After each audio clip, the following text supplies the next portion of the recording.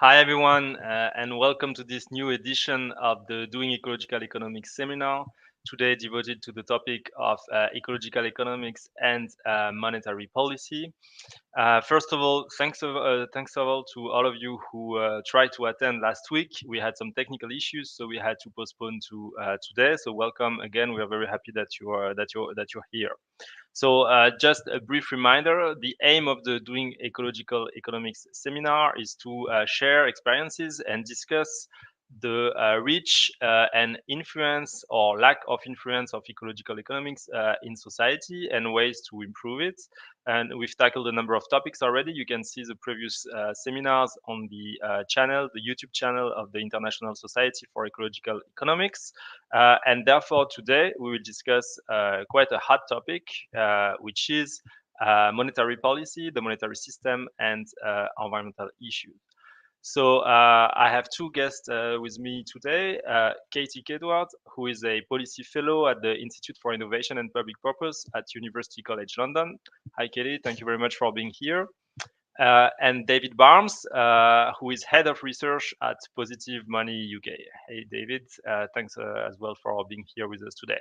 And in the background, you don't see her, but there is Paola Novo, who is a lecturer in ecological economics at the University of Leeds, and who takes care of the StreamYard studios. So welcome, everyone.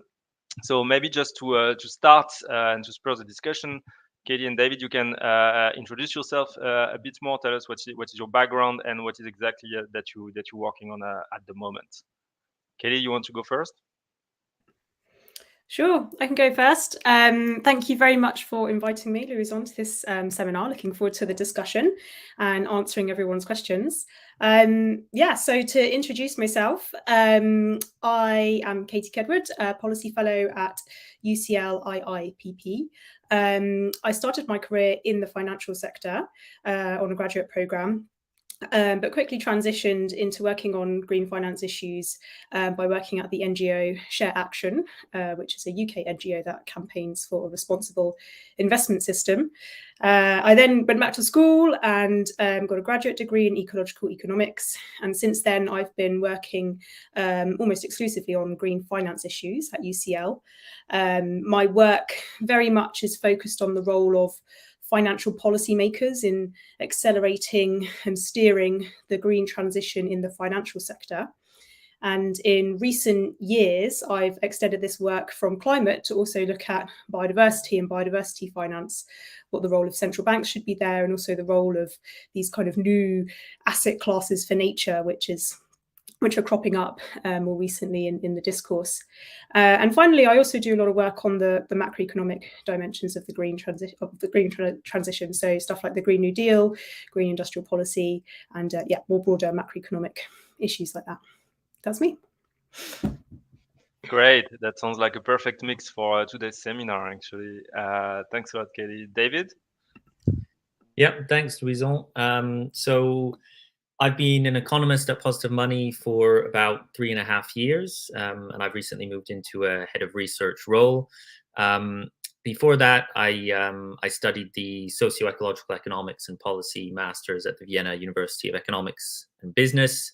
And before that, I was studying economics at McGill University, where I kind of first started exploring ecological economics and monetary issues.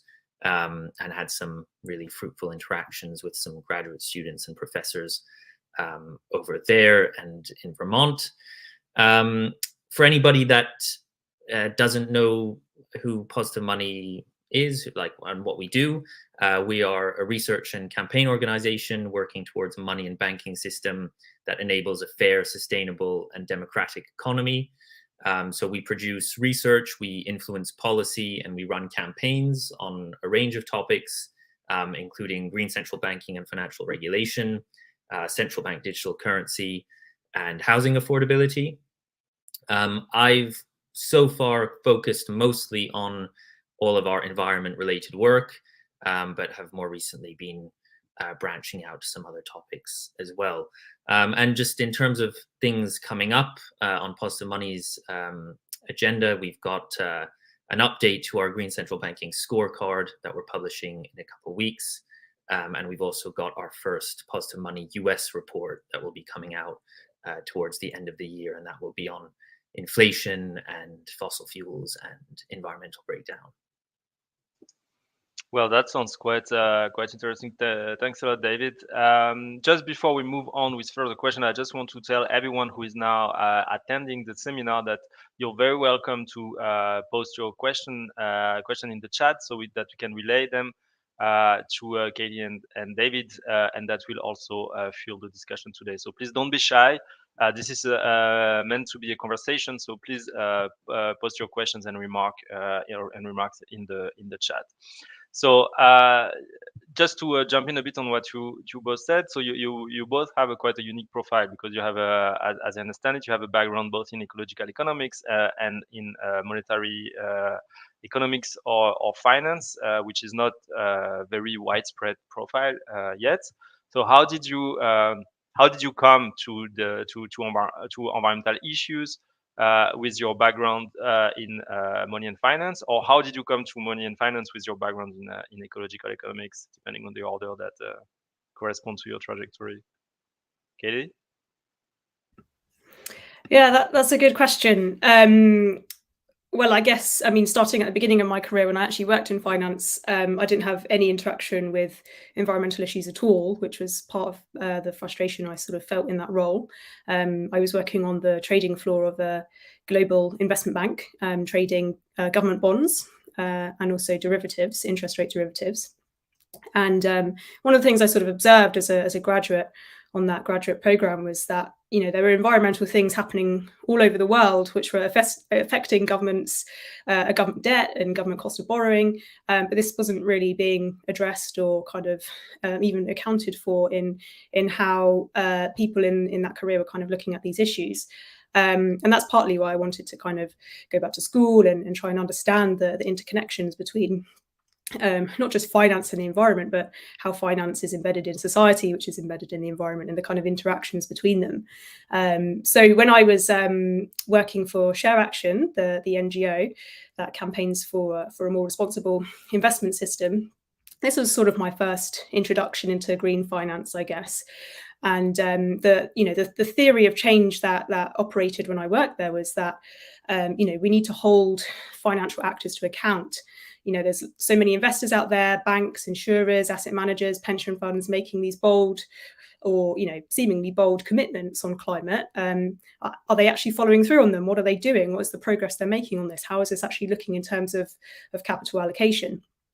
And when I sort of spoke to these investors and spoke to banks on the inside to sort of understand the ESG or corporate social responsibility initiatives they had, what I kind of found was actually, these actors, however good willing they may be, and that is also open to question, right?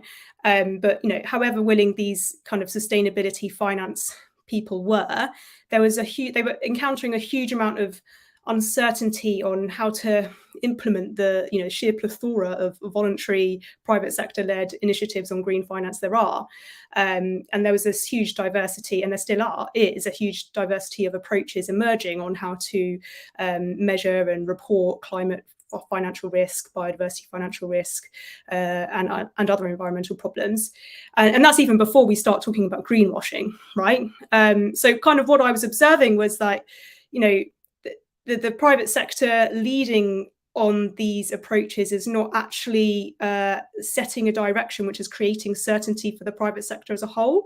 And there was perhaps a greater role for policymakers or financial regulators to come in and kind of steer the way in order to accelerate progress, because progress, frankly, wasn't and still is not happening at the pace we need it to for rapid transformation, rapid decarbonisation.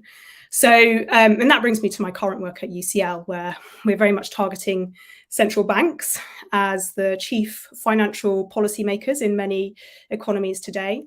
And it's probably worth actually defining what central banks actually are, in case you don't know, and there's no reason why you should know, because well, they don't exactly promote their purpose necessarily as well as they should do. But just to quickly define what a central bank is, it's the public financial institution in most economies which sets interest rates for each country, which basically sets the cost of borrowing. So, the power to set interest rates obviously has repercussions on how much economic activity takes place, where economic activity takes place across the economy. And central banks also have a really important role in regulating the financial system. So protecting consumers, protecting the system as a whole from, destabilizing crises like we saw in 2008. So the important thing is they're really powerful public authorities that have a huge amount of potential influence in helping to accelerate the reallocation of capital, which, of course, as we know, finance is a strategic leverage point for this kind of structural transformation we need to see. And so our current work is very much targeting central banks and what they could do to accelerate this transition. Thanks a lot, Katie. Yes, we will have a chance to discuss a bit more central banks and what central bankers do in a minute. But before developing a bit more on that, David, do you want to explain a bit how you came to work on those topics at the intersection of those topics? Yeah, sure. So it started actually back in school, in high school. I kind of stumbled upon a documentary called 97% Owned. I was watching a lot of documentaries at the time, and came across this documentary that was all about how commercial banks create money, essentially. And as I think often happens with people exploring this topic, it can be kind of mind-blowing. And so I was fascinated by that, and actually Positive Money played a role in putting that documentary together. I think my colleagues wouldn't necessarily subscribe to everything that's in there now, but just that kind of introduction into some basics of how the monetary system works, that was really gripping for me. And so then when I went to university, I decided I wanted to study economics. I thought that we would be addressing some of those issues in an economics degree, and talking about the financial crisis, sort of real world issues.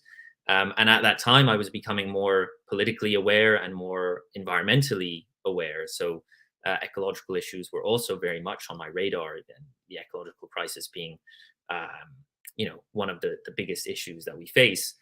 And then as I was studying the economics degree at McGill, I found that essentially none of that was being addressed, neither in the economics department nor in even some of the political economy courses I was taking. So with that kind of disappointment and disillusionment, there was a big desire, a hunger to kind of find people and groups that were looking into some of these issues. And luckily enough, there was a graduate program called Economics for the Anthropocene.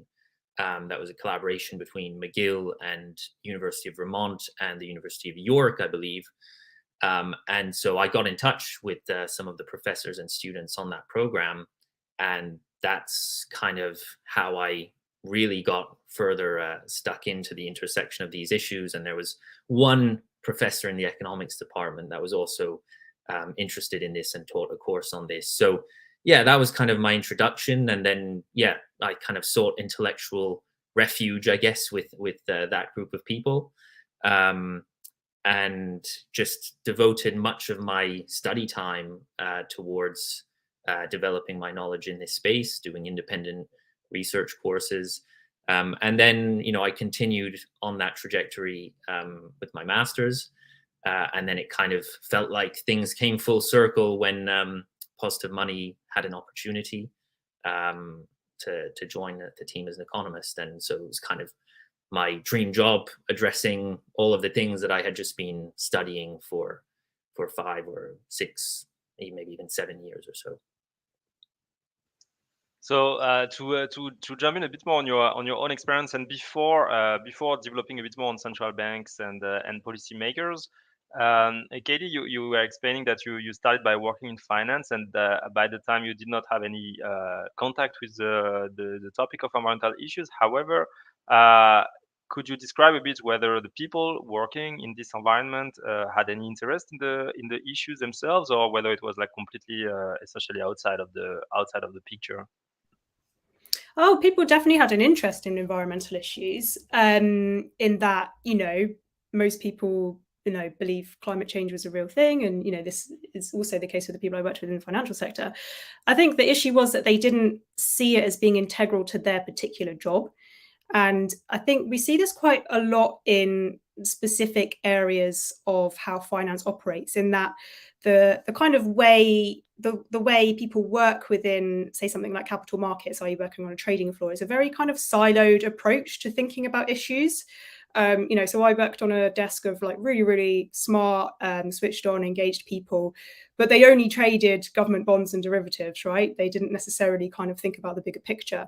And you could say that about a lot of different aspects of banking. It's a very kind of siloed way of thinking about issues. I believe that has definitely changed in recent years.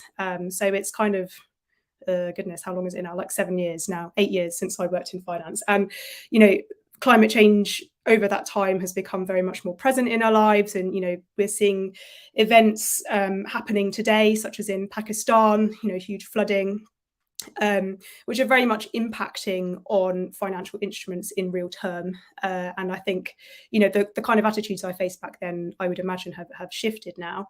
But there is still a tendency amongst some financial institutions, people who work within certain financial institutions, to culturally still see environmental issues as separate, this kind of ESG category, a green label. We have these green labeled bonds, which, everyone, there's a huge fanfare around, rather than seeing it as something which should encompass everything, every way we kind of look at society, every way we look at our productive activities in the economy.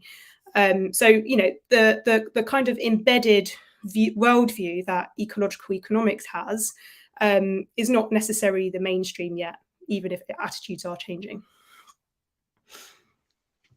All right, thanks a lot. Yeah, let's hope that the attitudes are changing. So now to move a bit more towards the core of this seminar, which is entitled like a policy view. Could you tell us briefly, like, what is your general experience working with policymakers? Did you have the chance to have exchange with policymakers? And if any, what is your impression about their own perception about monetary policymakers, their own perception about environmental issues? David? Sure, yeah. So I interact with policymakers in a couple different capacities, which sometimes overlap. So first of all, interactions with policymakers are part of certain aspects of my research. So for example, as I mentioned earlier, we publish a G20 Green Central Banking Scorecard, which I believe remains the only green sort of ranking of monetary and prudential authorities. And as part of that research process for that project, we reach out to every institution we assess, and we have exchanges, both written and verbal, with central bankers responsible for climate and sustainability within their institutions. Secondly, we also have a team at Positive Money that is specifically devoted to media outreach and policy influencing. And so I collaborate with that team in their influencing activities, briefing policymakers, preparing press releases, responding to consultations, and so on and so forth. In terms of how policymakers are perceiving environmental issues, I think there's probably a bit of a difference between monetary policymakers and financial policymakers here. I guess maybe the term financial policymakers is often used quite broadly. Let's say between monetary and prudential policymakers. I think monetary policymakers have been viewing environmental issues as very much beyond their scope, at best an area for research and something that could potentially affect the context in which they operate, but not so much something for them to influence. There are a few central banks, especially in the global south, that have a bit more of a history of taking a more proactive role in shaping financial markets in line with environmental goals. But in the global north, monetary policymakers have only really, in the past few years, I think, started to recognize that they have a role to play and have started implementing certain climate-related policies. I think climate change came onto the radar of prudential policymakers a bit earlier, as there's been a growing recognition that climate change poses material financial risks, and therefore prudential policymakers have a responsibility to understand and manage those risks in line with their financial stability mandates. And this is now starting to happen with other types of environmental risks, such as risks related to biodiversity loss, which is something that Katie works quite a lot on. But overall, I think all of this has been a relatively slow process for policymakers, and of course, there's a lot more work to be done to achieve both monetary and more broadly financial policy that is aligned with an ecological transformation of the economy. Thanks, David. Katie, is your impression in line with David, or? Yeah, definitely in line. I think it's worth also adding that there are some monetary policymakers, some central bankers out there who still resolutely believe that climate change and other environmental issues are not their problem at all. They think governments should lead on the green transition and central banks should stay out of it as much as possible. I'm sure we'll come on to those kind of attitudes later on. In terms of how they're perceiving environmental issues, coming back down to the kind of economics theory side of things, they're very much, by and large, taking this neoclassical economics view of understanding environmental problems as negative externalities that need to be fixed. So this conceptualization, which has been developed over the past few years, of climate-related financial risk and biodiversity-related financial risk, is considering basically how these externalities need to be accounted for in monetary terms in financial decision making in order to shift capital allocation. So it's a market fixing strategy. And there are a number of issues with this, really. First of all, by presenting environmental problems as purely an information problem, you're sort of assuming that these issues, all environmental information is knowable and measurable, and subject to sufficient enough certainty that financial institutions will be able to bang a couple of climate factors into a model, run the model, and then make their decisions based on the outputs. And we see this in the sorts of policy solutions that are being promoted by central banks and financial regulators.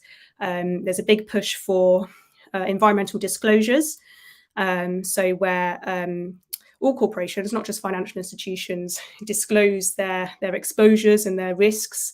We have this concept of physical risks, which is exposures to climate damages, and also transition risks, which is exposure to activities which might be subject to more regulation or changes in consumer behaviour in the future.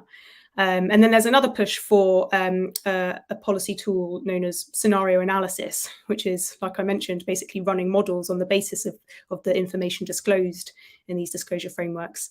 And that is very much the overwhelming focus, I would say, of how central banks are approaching these issues.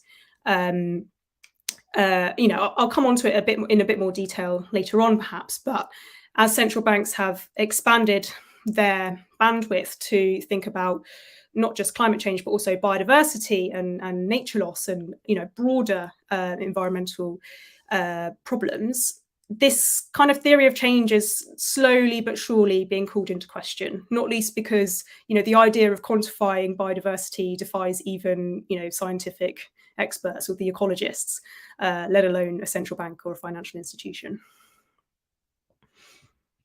Yeah, that's interesting. Just before we move further on this, you mentioned that some central bankers, some monetary policymakers still believe that climate or environmental issues at large are not their problem. Do you have an idea why this is still their state of mind today? Yeah, I think as a bit of context, it's worth bearing in mind here that central banks in most high-income economies and an increasing number of low-income and emerging market economies maintain this strict operational independence between central banks and other parts of government. This is a kind of actually historically fairly recent development. Before the 1980s, central banks and governments routinely coordinated in how they applied monetary policy. But I mention this context because I feel that amongst those central bankers who are resolutely against central banks actually taking action on climate change, even if they do, care about climate change on a personal level, it's because they're very sensitive to so-called political topics which threaten their mandates, threaten their operational independence. And, we see this discourse on the kind of more right-leaning media, right-leaning discourses, which are have been criticising central banks for even deigning to talk about climate change. So they're kind of they're trying to manage this kind of political environment. And thinking about the political economy of a central bank, operational independence grants central bankers a huge degree of power and autonomy, right? So it's very difficult from this kind of political economy perspective for an institution to push against the very remit that gives it this authority. And I think this is why we see central banks kind of tiptoeing quite carefully around the climate issue, and where they are recognising it, overwhelmingly recognising it in terms of how it is first and foremost affecting their primary mandates of protecting price stability and financial stability, as David said.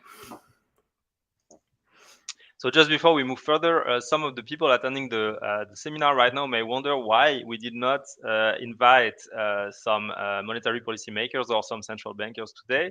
Actually, we did try, but it's very hard for them to take part in a public seminar like the one we have today.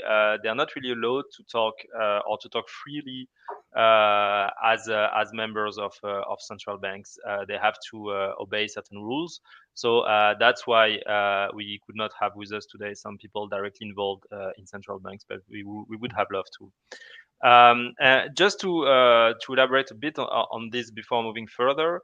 So in 2015, I hope I'm not mistaking the date, there was this famous speech by Mark Carney about the tragedy of the horizon, right? And since then, there has been also quite strong declaration, for instance, by Christine Lagarde, the governor of the European Central Bank. There has been the creation of the NGFS, which is like the network on greening the financial system, which is a network of central banks, of people from many central banks working on those issues. And very recently, a few days ago, the vice governor of the Bank of France, Sylvie Goulard, had quite strong words, at least by the central bankers' social norm scale, so to say, because she said that she asked in a speech, she asked how much we can still grow to make sure to stay within the planetary boundaries. Then she asked the following question: how to make sure that we distribute the remaining growth potential, that's her words, between rich and poor countries. And the idea of a remaining growth potential is implicitly acknowledging the finiteness of growth, which is a very strong statement for a central banker. And she also makes an interesting point in her speech. She says that some people, just like you mentioned, Katie, some people might think that those topics are too political for central banks. But she adds, it would be even more political to deliberately ignore the overwhelming amount of scientific evidence on the ecological situation, and therefore it will be even more political for central banks not to deal with those issues. So when we look at all those steps since Carney's inaugural speech, so to say, we might have the impression that those issues are becoming pervasive in central banks. But do you think that's really the case, or is it is it really like widespreading, so to say, in central banks, or is it remaining rather marginal so far? David? Yeah, it's a good question. Yeah, I think first of all, I would maybe just challenge some of the framing of the question in that I think Mark Carney, he gets a lot of credit in this space, and I'm not sure I would consider his speech to be like the inaugural speech with all of this. There were some central banks that were doing work on climate before that speech. And I'm thinking in particular, when we studied G20 central banks, we found that the Brazilian central bank and the People's Bank of China in particular, had implemented green policies, albeit not necessarily very powerful ones, but they were doing some work on this quite a while before Mark Carney got involved. But yes, I think his speech was like somewhat groundbreaking certainly for a lot of central banks in the global north. And yeah, I think now there has been a lot of, let's say, progress in terms of these issues becoming more widespread. If we just look at the membership of the Network for Greening the Financial System, it started 5 years ago with just 8 founding members, and today it has 121 members. I don't think that's necessarily like a great measure of progress, but it shows that there has been at least some evolution in central bankers' perception of these issues, and I think also how they want to be perceived. I think they do care about their reputation, and as environmental issues have really climbed up the public, the political agenda, they do want to make sure that they have some things to say, some work that they can show when they're asked about this kind of thing. In terms of Sylvie Goulard's speech, I think that was very bold for a central banker. I think there was also the Bank for International Settlements and French Central Bank book, The Green Swan, that was published in 2020, which has been I think central bankers have referred to this book really widely, but one part of it that they tend to ignore is actually the part that refers to strong sustainability and limits to growth, and references many ecological economists, and even has the classic diagram of the economy embedded within society and within the environment. So it's quite interesting that that book / report I think has been very influential, but that chapter, those few pages, don't get discussed very much. So it was, I think, really welcome to see Sylvie Goulard picking up some of those themes. I think even more surprisingly, Kevin Styro, who leads the Federal Reserve's Supervision Climate Committee, authored a Federal Reserve paper acknowledging the relevance of double materiality for macroprudential framework. So double materiality involves looking at how financial institutions contribute to environmental breakdown and the risks that come with that, and not just how they're affected by it. So yeah, I think there has been an evolution in perceptions. Just also one point, especially while I'm on the Fed, I think it is important to note that, also coming back to Katie's points on operational independence, one of the key ways in which central banks are very much not independent is that senior positions tend to be appointed by elected officials, tend to be appointed by government. And so in the US, there was a really interesting kind of fight over the vice chair for supervision role on the Federal Reserve Board, where Biden nominated Sarah Bloom Raskin, who was known to be quite strong on climate.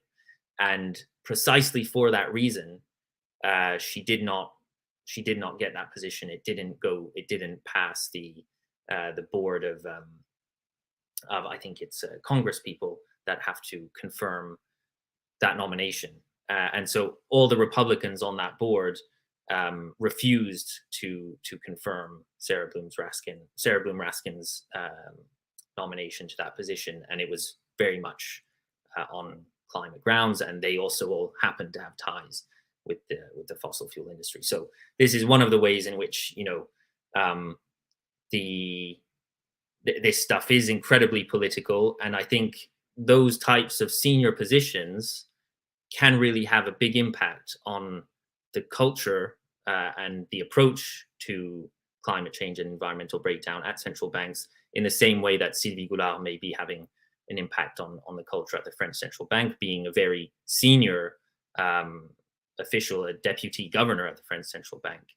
It's quite exciting to see some of these arguments coming from her. Yeah, it is. Of course, one could also argue that what also matters is the composition of monetary policy committees, for instance, and the composition of the various boards in central banks. And the composition of these boards could also be discussed, because some central banks include a variety of representatives from different areas of society or different regions. That's the case of the Fed in the US or the Central Bank of Australia, for instance. But to the best of my knowledge, it is not the case, for instance, of the ECB. And people could contend that, for instance, representatives of labor unions or environmental NGOs could legitimately be represented in those monetary policy committees, and not only people, for instance, from the financial industry. So because that, of course, shape as well the rationality of the central bank in the way it deals and interpret the information that comes from the payment system that central bank oversees. All right, but to dig a bit deeper on the topic, Katie, you were pointing towards the kind of analytical approach or theoretical approach that central bankers have in mind when approaching environmental issues that remain very neoclassical, very negative externality framed, so to say. And so could you maybe both of you try to elaborate a bit more on how do you think ecological economics could inform central banking when it comes to dealing with environmental issues? Katie? Yeah, that's I can start with that one.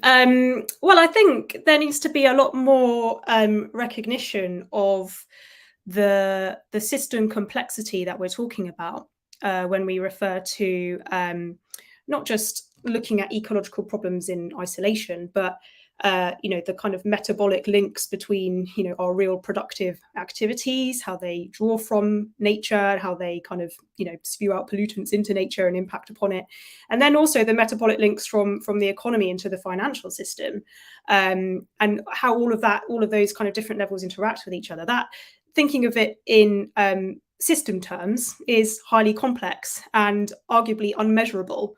So for policymakers, the next question that's posed is, how do you make effective policy decisions under a situation of fundamental uncertainty? Especially given the fact that the environmental breakdown, the trends that we're seeing at the moment, are completely historically unprecedented, and there are no meaningful probabilities you can attach to potential future outcomes, which is how conventional financial risk models, they kind of rely on those probabilities, right? So thinking about acting under uncertainty, I think, is a major contribution that ecological economics can provide. I'll hand over to David to build on that. David, do you want to build on that? Yeah, sure.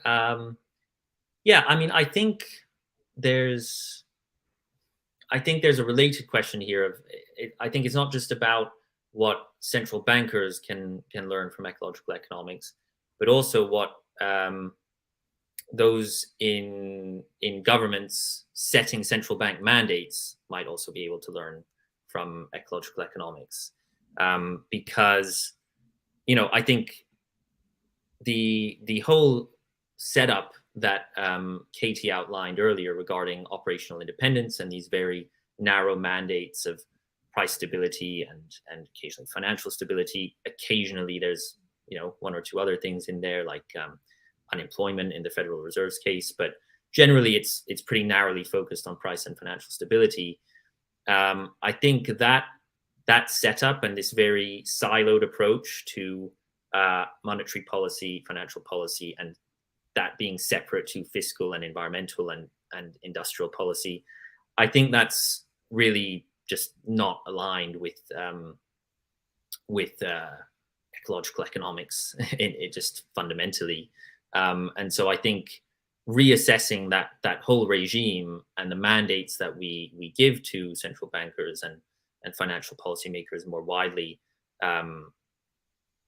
could be much better informed by a real understanding of ecological limits and the urgency of the transformation that we need. I think I'll probably leave it there for now. But that's so those are interesting points, because something that central bankers are afraid of, and a reason they often raise to say, okay, we should not necessarily be dealing with environmental issues, is this idea of a conflict of objectives. So their mandate is primarily to deal with price stability, so to ensure essentially that there is no inflation or no inflation above 2%, for instance. And they say that they cannot do all the things at the same time. They have a limited set of instruments, so they should abide by what their mandate tells them to do first, and that may involve trade-offs with other objectives. And I have to admit that to me it's quite striking what we're observing now, because so we recalled a few minutes ago like this kind of evolution in what we could label like the ecological turn in central banking since a few years, and still the post COVID inflation, the reaction of central banks to post COVID inflation shows like a kind of a stark contrast between those declarations and what central banks are actually doing, because the interest rate hikes may very much potentially impede, for instance, on the investment necessary to carry on the low carbon transition. So here it looks a bit like there is a conflict of objective arising not so much from the nature of the phenomena at stakes, inflation on the one side and the low carbon transition on the other side, but that a conflict of objective that is entirely made up by the framework, the operational framework of central banks. So we have a question in the chat from Andrea asking to what extent central bank interest rates really do influence private banks' interest rates. And if it does, what do you think central bank should be doing, or government should be doing regarding central bank mandate to avoid this kind of artificial trade-offs, artificial conflict of objective? I can start with that one. I think both of these questions are very topical. I think, as you kind of allude to, Louison, there's a false dichotomy being presented here, isn't there? By, we have to solve inflation first and foremost on the one hand, and versus on the other hand, whilst we're doing that, we can't possibly also adhere to all of these kind of like green climate related considerations. I think this is a false dichotomy. And to give an example of how this has been presented recently, Isabel Schnabel, who is one of the governors of the European Central Bank, the ECB, she gave a speech a couple of months ago where she sort of alluded to the fact that climate change policies may have contributed to the current inflationary dynamics. And she used this label greenflation, which sparked a huge kind of reaction from environmental campaigners.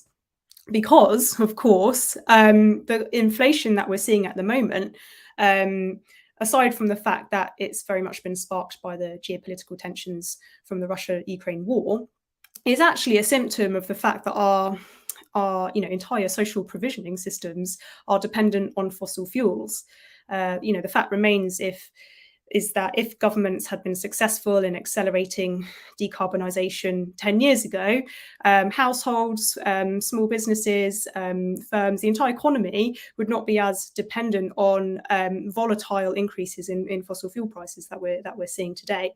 So, rather than talking about greenflation, we really should be talking about fossilflation. And coming on to Andrea's question, to what extent if I kind of interpreted correctly, it's to what extent do central bank interest rate changes affect the whole economy? The answer is a lot. The base rate that they set banks basically apply a markup to that base rate in how they set loans, loans for mortgages, loans for businesses. And it also affects the cost of government borrowing as well to a certain extent. So, bringing that back to this inflationary crisis, what could central banks do? What could monetary policymakers do to kind of tackle inflation whilst not undermining the progress that we need to make on the green transition?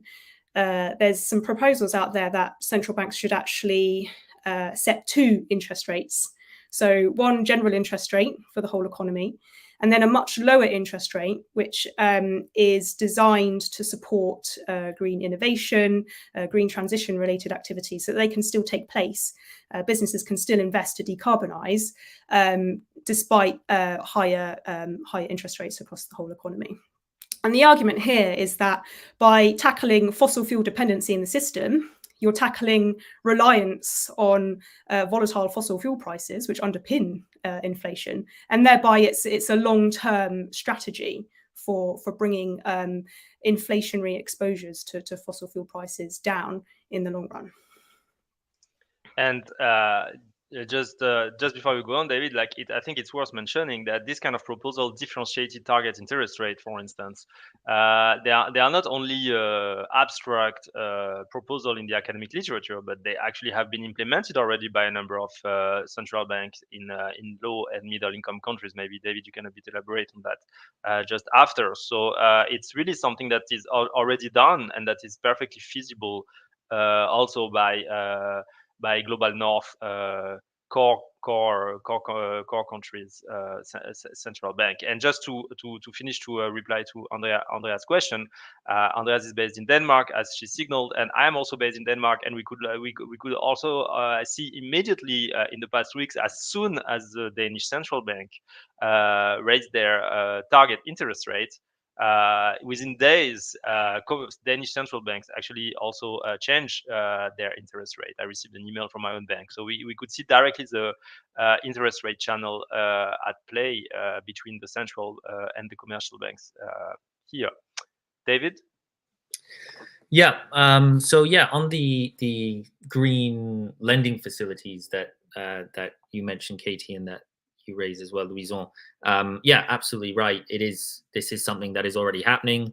Most recently, both China and Japan implemented schemes exactly, following that model. There are still major issues with these schemes, most importantly, the way in which the term green is being used, or what is defined as an activity that contributes to climate change mitigation or the green transition.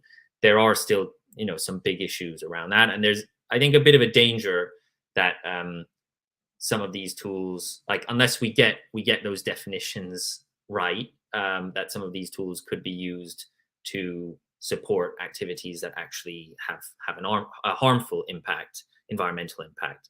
But yeah, it is, these central banks have shown that these policies can be implemented. And of course, the ECB Christine Lagarde has spoken somewhat in favor of this idea. And my colleagues at Positive Money EU have been doing a lot of work on that particular policy recommendation. On the broader point here on inflation, while I think Katie's absolutely right on the effect of interest rates across the economy, I think we also need to again come back to this question of the macroeconomic framework and recognize that central banks should not actually have sole responsibility for managing inflation. Even if we give them some more tools that affect the supply side of the economy a bit more and can support the green transition, there needs to be a much more coordinated, coherent, progressive approach to inflation control. And that goes well beyond central banks. Interest rates are a very blunt demand side tool. And when inflation is, as it currently is, coming from, quite specific supply side issues, it's a tool that really doesn't make much sense, and it actually causes a lot of damage and pain for ordinary people. The whole way in which interest rate hikes are meant to work is essentially by making people less well off and increasing unemployment. So very blunt tool, serious negative repercussions, and doesn't address the specific supply side factors like volatile fossil fuel prices, like shipping disruptions, and also corporate profiteering, which of course is something that central banks have not really been talking much about in this inflationary crisis we've seen. So I think we really need to move away from relying on monetary policy to manage demand and to manage inflation, and we need a much more coordinated approach that involves a wider range of authorities, including government authorities like fiscal and industrial and environmental authorities. Yeah, so what are you explaining, David, is what a lot of non-mainstream economists have been saying for years, that first of all, it's not obvious at all that the mandate of central bank should be about controlling price stability. This only makes sense if we consider that inflation is actually a monetary phenomenon, but that can be very much discussed. For instance, if we agree that the supply of money, that the quantity of money in circulation in the economy is determined endogenously by the demand for money from the economic agent, households, firms, even states, then if we draw all the logical conclusion from it, it's not clear at all that the central bank is the relevant institution to deal with inflation in the first place. And also, if we agree that inflation is a much more complex phenomena than just an issue of the money supply as compared to the volume of good, and services in circulation in the economy, it requires much broader policy that also involve fiscal policy, industrial policy, and why not environmental policies as well. Yes, on these issues, I think it also reflects the retreat of government from economic policies, at least in high-income countries, because it's been quite striking to see the rise of central banks since 2008, essentially. Not that central banks were not important before, of course they were, but there was like a huge rise in the importance of central banks since 2008, and this is reflected by the balance sheets of central banks. Central bank balance sheets have grown enormously in the past 10 to 15 years, essentially. Okay, so for instance, we have like 8 minutes left, so maybe I could ask you, if you were to be appointed as prominent central bankers tomorrow, what would be like the 2 or 3 measures that you would take to deal with environmental issues? Yeah, that's an easy one, right? Well, I think it's hard to pick 2 or 3. I think that's the challenge. Well, we've already spoken about green monetary policy, so I won't go into that again, although that's definitely on the list. We haven't spoken so much about financial regulation actually yet, but I think it's hugely important. So up there on the list for me would be some form of green credit guidance policy. So credit guidance basically describes interventions taken by financial authorities to set the price or quantity of credit and where it's directed in an economy. There's actually a very long history of credit guidance being used in both high income economies and also low and middle income economies, throughout the 20th and 21st centuries. But it's fallen out of fashion, so to speak, under the current kind of operational independence of central banks that's currently favoured. So what would green credit guide? What is the rationale for it? Well, I mean, firstly, the rationale is to create certainty for the private sector in where they're directing credit, and where they should direct innovative activities to. Like I mentioned earlier, there's a huge amount of uncertainty being created by the plethora of voluntary private sector initiatives, a lot of which conflict with each other, and also there are fundamental conflicts of interests with for-profit private actors designing their own kind of regulatory systems, right? So this is kind of the rationale for there being much more democratic public oversight into how green credit is kind of defined and steered, so as to accelerate the kind of the structural economic transition, which we need to happen very rapidly now. So what would this look like? Well, first of all, there's argument for this sort of regulation to focus on defining what should be deemed green. There have been efforts to do this with the European Union's taxonomy, which unfortunately has also been plagued by its proximity to vested interests. But in theory, at least, kind of a well-designed kind of public taxonomy with good democratic oversight can really help kind of galvanize financial investment towards green activities, and help that by, for example, setting minimum quantities of energy efficient mortgages that banks have to provide. It could stipulate that banks provide retrofitting loans at very low interest rates, or even zero interest rates for certain kinds of low income households. And all of these things will be needed to kind of help with the very large upfront costs of some aspects of the green transition. But not only the green side is important, obviously, we also need to avoid harmful lock-in effects, which result from continued flows. At the moment, there are huge flows of finance that still go to the exploration and production of fossil fuels, the persistence of highly unsustainable forms of industrial agriculture, mining, all of the other kind of primary production industries, which need a huge amount of green innovation, essentially, to kind of bring them in balance with nature and with the requirements of decarbonisation.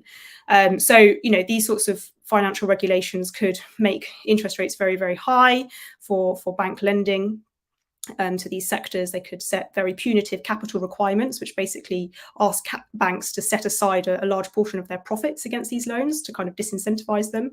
Or these regulations could even just outright ban the very worst forms of activity, which are obviously incompatible with a green transition. And finally, we've not talked about them much in this session, but regulating shadow banks, I think, is important. So shadow banking basically refers to a banking activity, so lending, financing, which takes place outside of the regulated banking sector by entities like private equity actors, hedge funds, money market funds. And this is important because where banks are doing the right thing and divesting from oil and gas assets, or other kind of activities which are in conflict with their climate commitments, we're seeing these other actors, shadow banks, sweep in to hoover up these assets and continue to benefit from the ongoing profitable opportunities that there are there. And this very much needs to be taken into account. And that leads to my my second point, my second policy, which I think we need to see a lot more of. And this comes back to what you were saying, Louison, about, and David, about thinking about coordination amongst different policy actors more broadly, not just central banks in silos. I think we need to see a lot more public investment for the green transition. At the moment, we have this huge over-reliance on private sector finance, and we forget that governments also have huge investment capacity, more so in the global north and the global south, due to kind of structural inequalities. But where governments are able, they should be using their public financial institutions to invest substantially for the green transition. And where they've done this, in localities where public green investment capacity has been deployed, green innovation, such as in offshore wind, solar, has actually been accelerated. Public investment has this crowding in effect. It doesn't crowd out private investment like neoclassical economics likes to predict. So it has the opposite effect. So this is another pathway of creating certainty. And coming back to what I was saying about shadow banks, one role for public investment could be to actually buy up legacy oil and gas assets, for example, and recoup those kind of last few dying days of profits and kind of recycle it back into the green transition effort. Thank you, Katie. David, you have exactly 19 seconds left to say what you would do. So maybe if you had to pick one measure.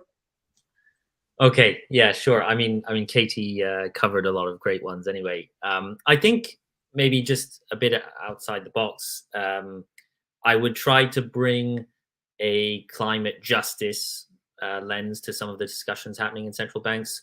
Now, there are a few concrete policies, I guess, that could come from this, but I think this is just in general something that has been completely absent from green central banking discussions, a recognition that the impacts of global warming and environmental breakdown are not borne equally and intersect with a number of structural global inequalities relating to race, wealth, and gender. And the poorest communities in the global south are disproportionately facing the impacts of environmental breakdown, yet bear by far the least responsibility. And I think, bringing some discussion around the historical responsibility for these issues, and central banks are part of that history. They have underpinned colonial expansion. They have, really played a role historically in environmental breakdown and all sorts of social harms. So I think that's something that, should be brought into green central banking discussions in high income countries. So I'd maybe prioritize that as my one not so much a policy, but one thought on what I would do on my first day as a senior central banker. Well, that's a lot of ideas and policies to build upon. Thank you very much to you too. We had a final question in the chat, still by Andrea, about this interest rate transmission, and Andrea asked if the influence on private bank interest rates isn't a more cultural convention rather than a technical influence.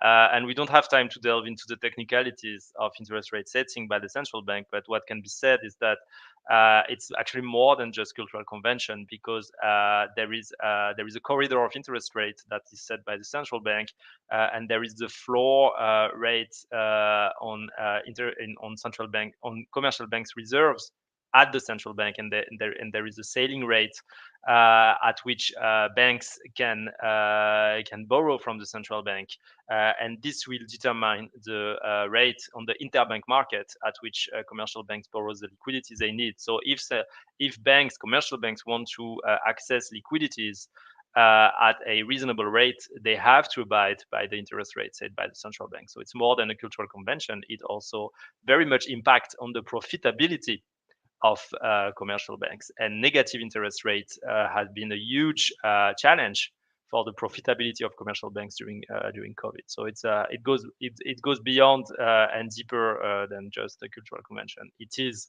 to a large extent a technical influence. It's more than than an influence. It's actually a control that the central bank has on commercial banks' rate of interest to a large extent. All right. Well, we could go on for ages, actually, because there are still a lot of things to be said. But if everyone is interested, you can Google the name of everyone involved in this seminar, and you will find interesting stuff to read. Thanks a lot, David and Katie, for being with us today. And everyone stay posted, because more Doing Ecological Economics seminar will come soon. Thanks a lot, and see you soon. Bye-bye. Thank you. Bye-bye. Thanks very much. Bye.